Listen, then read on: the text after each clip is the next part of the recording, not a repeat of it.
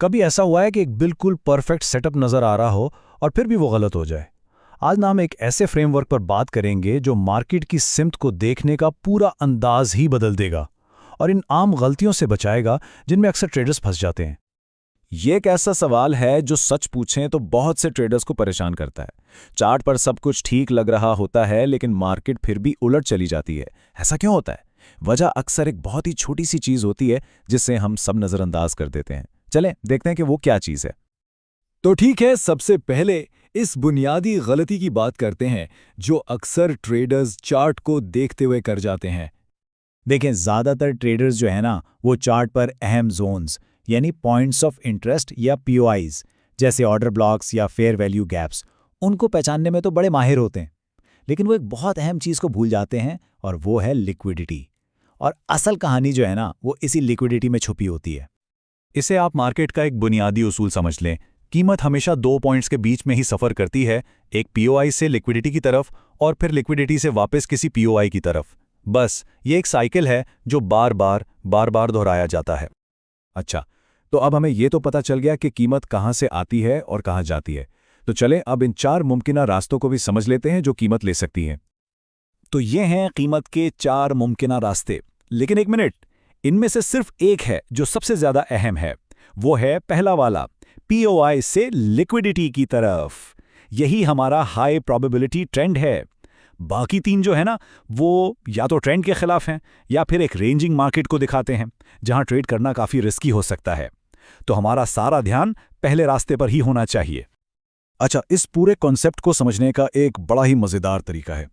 चलें मार्केट को एक जंगल की तरह सोचते हैं। ये मिसाल जो है ना ये सब कुछ बिल्कुल साफ कर देगी। तो देखें, बात यह है, कीमत बिल्कुल एक शेर की तरह है। वो अपनी गार यानी पीओआई से निकलती है, हिरन यानी लिक्विडिटी का शिकार करती है और जब शिकार हो गया तो उसे और आगे भागने की क्या ज़रूरत है। वो सीधा वापस अपनी गार यानी पीओआई में आराम करने चली जाती है। तो इससे हमें एक बड़ा प्रिडिक्टेबल साइकिल मिलता है, आराम, फिर शिकार और फिर वापस आराम। अब चलते हैं उस हिस्से की तरफ जहां ज्यादातर ट्रेडर्स आकर फंस जाते हैं। देखते हैं कि सिर्फ चार्ट को थोड़ा जूम आउट करने से पूरी तस्वीर कैसे ही बदल जाती है। जब कोई 5 या 15 मिनट जैसे छोटे टाइम फ्रेम में फंसा हो ना तो मार्केट एक भूल भुलैया की तरह लगती है। समझ ही नहीं आता कहाँ जाना है। हर कैंडल एक गलत मोड़ लगता है और ये पता लगाना मुश्किल हो जाता है कि असल रास्ता है कौन सा। लेकिन जैसे ही आप जूम आउट करते हैं और महाना या हफ्तावार चार्ट पर आते हैं, वो सारी भूल भुलैयां जैसे गायब ही हो जाती है। एकदम सीधा साफ रास्ता नजर आने लगता है। सारा शोर खत्म और सिर्फ मार्केट की असल डायरेक्शन सामने आ जाती है। इसे ट्रेडिंग का एक गोल्डन रूल समझ लें। बड़ा टाइम फ्रेम हमेशा जीतता है, हमेशा। अगर माहाना चार्ट बता रहा है कि कीमत किसी लिक्विडिटी का शिकार करने निकली है तो 1 घंटे का छोटा सा पीओआई इसके रास्ते में आ ही नहीं सकता। कीमत उसे तोड़कर सीधा आगे निकल जाएगी।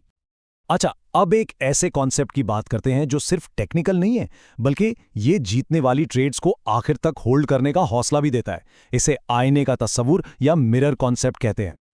इसको ऐसे समझें कि कीमत जो है ना वो रोशनी की एक किरण की तरह चलती है और पीओआईज आईने की तरह काम करते हैं। एक मुखालिफ पीओआई कीमत को वापस धकेल देगा, जबकि एक हिमायती पीओआई वो आपकी पोजीशन को बचाएगा और कीमत को और आगे भेजेगा।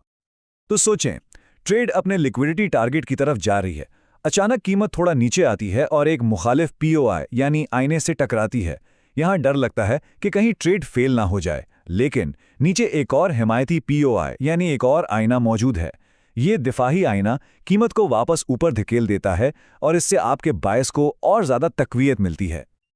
चले ठीक है, बहुत थ्योरी हो गई। अब इन सारे कॉन्सेप्ट्स को मिलाकर गोल्ड चार्ट पर एक प्रैक्टिकल एनालिसिस करते हैं। तो सबसे पहले बड़े टाइम फ्रेम से शुरू करते हैं। महाना चार्ट पर देखें तो कीमत ने पिछले महीने की लिक्विडिटी ले ली है, मतलब शेर ने अपना शिकार कर लिया। हफ्तावार चार्ट पर भी यही सूरत हाल है। अब शेर को आराम के लिए गार यानी पीओआई चाहिए, लेकिन करीब में कोई बड़ा पीओआई नजर नहीं आ रहा। तो इसका क्या मतलब हुआ? इसका मतलब है कि कीमत को अब नीचे किसी छोटे टाइम फ्रेम पर पीओआई ढूंढने के लिए पुल बैक करना पड़ेगा। अब आते हैं डेली टाइम फ्रेम पर और यहां देखें हमें एक साफ ऑर्डर ब्लॉक और फेयर वैल्यू गैप मिल जाता है। यही है हमारी गार। कीमत ने इस पीओआई को टच किया और फिर एकदम तेजी से ऊपर की तरफ एक मजबूत मूव दी जिसे डिस्प्लेसमेंट कहते हैं। ये हमारा कंफर्मेशन सिग्नल है। बस अब रास्ता बिल्कुल साफ है और अगला टारगेट ऊपर की लिक्विडिटी है। तो बात का खुलासा यह है कि जब एक मुनज़्ज़म तरीके से चार्ट को देखा जाए ना, तो जो चीज़ पहले एक बेतरतीब शोर लग रही थी, वो वजह और असर की एक बिल्कुल वाज़ेह कहानी बन जाती है। तो अगली बार जब चार्ट सामने हो तो खुद से ये सवाल ज़रूर पूछें, क्या ये चार्ट एक बेतरतीब कहानी सुना रहा है या ये एक ऐसी कहानी है जिसका अंजाम पहले से मालूम हो सकता है। इस फ्रेमवर्क के बाद चार्ट को देखने का नज़रिया हमेशा के लिए बदल सकता है।